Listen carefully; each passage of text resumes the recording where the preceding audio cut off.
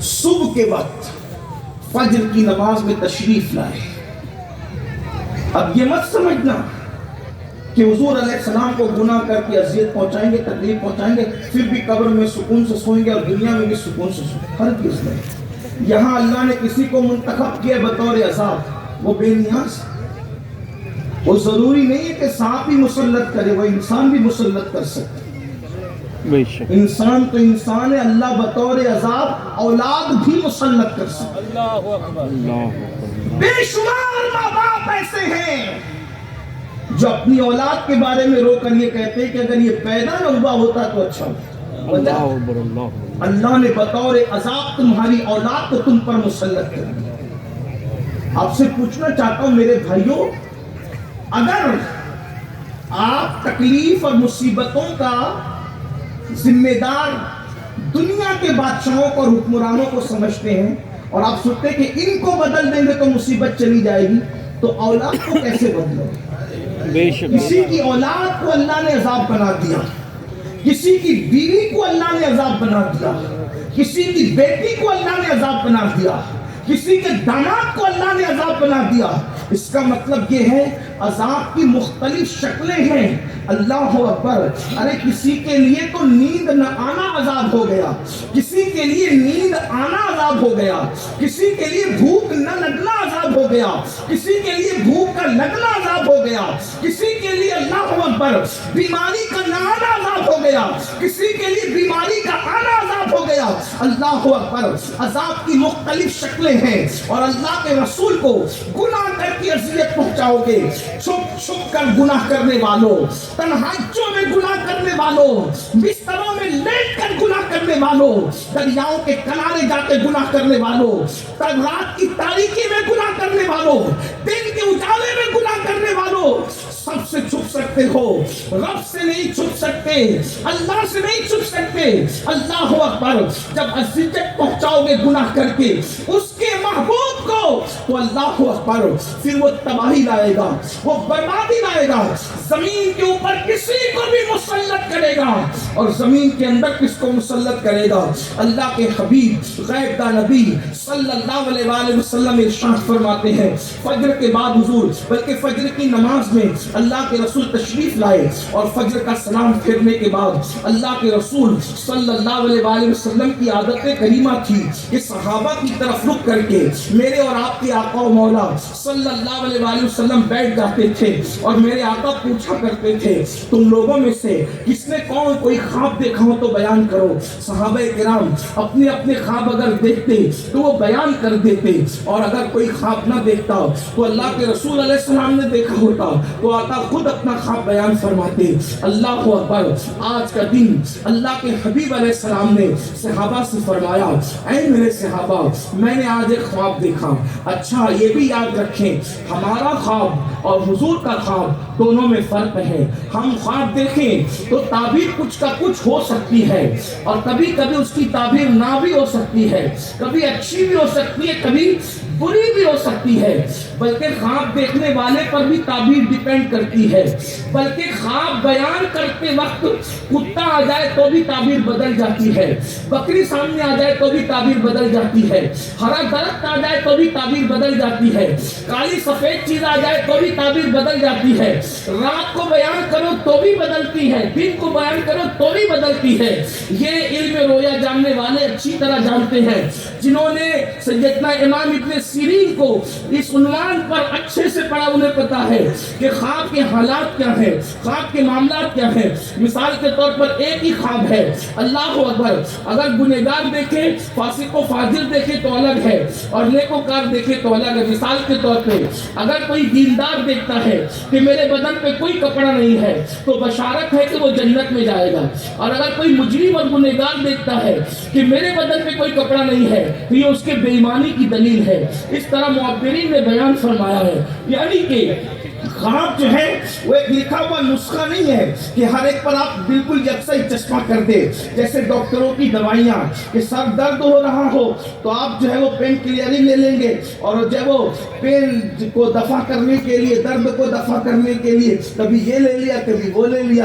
یا پھر حکیموں کی طرح نہیں ہے کہ اگر کسی کا ہاضمہ خراب ہو تو اس نے جوارش کمونی ہی لینی اس کو پڑے گی, اور اگر جو ہے اس کا جو ہے وہ بخار کا معاملہ ہو تو پھر وہ فلانی دوائی لینی پڑے گی. ایسا نہیں ہے, بلکہ یہ اللہ اکبر آقا علیہ السلام فرماتے ہیں نبوت کا 46واں حصہ خواب وہی بند ہو چکی ہے, مگر وہی کی برکات اب بھی موجود ہے اچھے خواب کی شکل میں.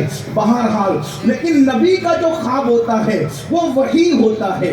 نبی کا خواب ہمارے خواب کی طرح نہیں ہے, نبی کا خواب وہی کی حیثیت رکھتا ہے. یعنی نبی نے جو خواب دیکھا ہے وہ سچا ہوگا, اور جیسے جبریل کے ذریعے آئی ہوئی وحی اس کو فالو کرنا ہمارے لیے ضروری ہے, اسی طریقے سے حضور کا دیکھا ہوا خواب بھی ہمارے لیے وحی کی حیثیت رکھتا ہے جو اللہ کے رسول نے بیان فرما دیا. اللہ اکبر. تو اب یہ مت سمجھنا کہ یہ خواب ہے, نہیں, وہ خواب وہی نبی کا وحی کی حیثیت رکھتا ہے. ورنہ آپ دیکھ لیں حضرت ابراہیم علیہ السلام کو تو خواب ہی میں کہا گیا تھا نا بیٹے کو قربان کرنا, تو کیا خواب پر بھی بیٹے ذبح کیے جاتے ہیں؟ لیکن آپ جانتے تھے کہ نبی کا خواب وحی کی حیثیت رکھتا ہے. اللہ اکبر. میرے آقا صلی اللہ علیہ وآلہ وسلم کے دیوانوں, تو کیا ہوا؟ آقا ارشاد فرماتے ہیں آج میں نے خواب دیکھا اور فرمایا اس کو اطمینان سے سن لو, اور سن کر کے اس پر غور کرو اور اس کے بعد اس پر عمل کرو. اللہ اکبر. اب اللہ کے رسول علیہ السلام اپنے مبارک خواب کو بیان فرماتے ہیں, ارشاد فرماتے ہیں میں سویا ہوا تھا اور مجھے 2 لوگوں نے جگایا, اور جگانے کے بعد مجھے وہ ایک پہاڑ کی طرف لے کر کے گئے اور مجھ سے کہا کہ آپ پہاڑ پر چڑھیں. تو میں نے کہا کہ یہ پہاڑ بہت اونچا ہے اور اس پر چڑھنا, تو کہا کہ آپ چڑھیں گے تو آسان کر دیا جائے گا. آقا ارشاد فرماتے ہیں ہم پہاڑ پر چڑھے. اب آقا علیہ الصلوۃ والتسلیم اصحاب پاک سے بیان کر رہے ہیں. اللہ اکبر. فرماتے ہیں پہاڑ پر چڑھے اور جیسی پہاڑ کے بیچ پہنچے, پہاڑ کے درمیان پہنچے, تو ہم نے ایک منظر دیکھا کہ کچھ لوگ ہیں جن کے گال کینچیوں سے, آگ کی کینچیوں سے چیرے ہوئے ہیں, ان کے گال کٹے ہوئے ہیں. اللہ اکبر. اندازہ فرمائیں اللہ کے سچے رسول صادق و مصدوق صلی اللہ علیہ وآلہ وسلم بیان فرما رہے ہیں. کیا فرمایا کہ ان کے گال کٹے ہوئے ہیں, ان کے جبڑے کٹے ہوئے ہیں, کہا آگ کی کینچی سے.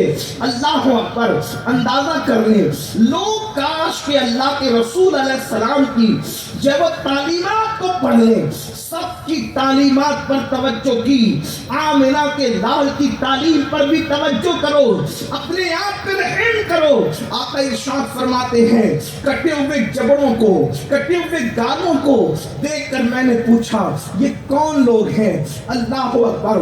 تو اللہ کے رسول صلی اللہ علیہ وآلہ وسلم سے عرض کیا گیا یا رسول اللہ صلی اللہ تعالی علیہ وآلہ وسلم, یہ وہ لوگ ہیں جو کہتے تھے اس پر عمل نہیں کرتے تھے, یعنی جو بات کہتے اس پر عمل نہیں کرتے تھے.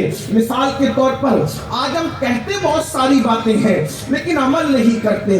مثال کے طور پر اللہ اکبر. چلے شروع کرتے ہیں. ہم کہتے کیا کیا ہیں؟ اللہ اللہ. مجھے تو ایسا لگتا ہے کہ اردو زبان کے جو شعراء ہیں انہوں نے تو جھوٹ بکا ہے الا ماشاءاللہ اپنے محبوب کے سامنے. کون سا محبوب؟ ان کا محبوب کوئی لڑکی تھی, ان کا محبوب کوئی عورت تھی, ان کا محبوب کوئی خیال تھا, ان کا محبوب کوئی تصور تھا, ان کا محبوب کوئی تخیل تھا. لیکن اللہ اکبر, میں ان جوانوں کی جرأت کو کیا نام دوں؟ میں تو لرز رہا ہوں. اللہ اکبر. اور ہر انسان جو اس منزل پر پہنچے گا لرزے گا. اللہ اللہ. کوئی کسی اپنے جیسی لڑکی کو کہتا ہے کہ میں تجھ سے محبت کرتا ہوں تو تیرے لیے میں جان جان دے سکتا ہوں، حالانکہ وہ کم وقت نہ محبت کرتا ہے نہ جان دے سکتا ہے، لیکن اس نے جھوٹ کس کے سامنے کہا؟ ایک لڑکی کے سامنے جو خود بھی جھوٹی ہے اور یہ بھی جھوٹا ہے، یعنی جیسے کو تیسا۔ لیکن میری قوم کے جوانوں، ہم اللہ کے رسول سے کہتے ہیں غلامی یہ رسول میں موت بھی قبول ہے۔ اب میں پوچھنا چاہتا ہوں، یہ کہنے کی جرات تو نہیں کروں گا کہ جھوٹ بولتے ہو، لیکن یہ بات ضرور کہوں گا، اللہ اکبر، جو جان دے سکتا ہے کیا وہ 10 منٹ کی نیند نہیں دے سکتا؟ کیا وہ جو جان دے سکتا ہے وہ ظہر میں 10 منٹ کا ٹائم نہیں دے سکتا؟ جو جان دے سکتا ہے وہ عصر میں 10 منٹ کا ٹائم نہیں دے سکتا؟ جو جان دے سکتا ہے وہ مغرب میں 5 رکعت پڑھنے کے لیے ٹائم نہیں نکال سکتا؟